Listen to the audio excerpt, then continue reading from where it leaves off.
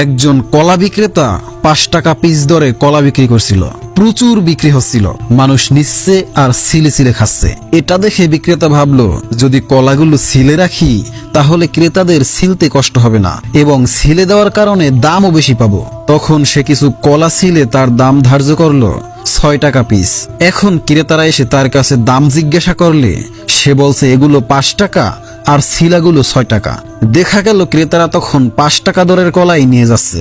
সে ভাবলো যখন কম দামি কলা থাকবে না তখন দাম বেশি দিয়ে নিয়ে যাবে। এক সময় 5 টাকার কলা সব শেষ হয়ে গেল।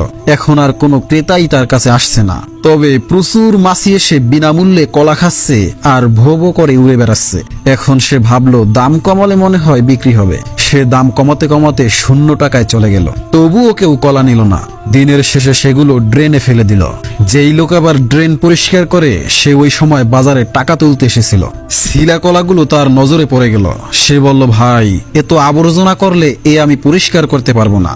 অনেক কথার পর সে কিছু টাকা দিয়ে বলল, কিছু মনে করো না ভাই, দয়া করে পরিষ্কার করে দিও। শোনো মেয়েরা, আমি মূলত কোনো কলা বিক্রেতার গল্প শোনাতে আসিনি।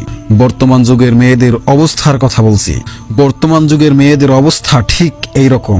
আগেকার মেয়েরা পর্দা করে চলতো, তাই তাদের টাকা দিয়ে সম্মানের সাথে নিয়ে যেত। এখন এরা কলার মতো খোলা থেকে দাম বাড়ানোর প্রচেষ্টায় আছে। দাম তো বাড়ছেই না, বরং কিছু মাছি জাতীয় জন্তু তাদের উপরে বসে চুষে খেয়ে উড়ে পালাচ্ছে।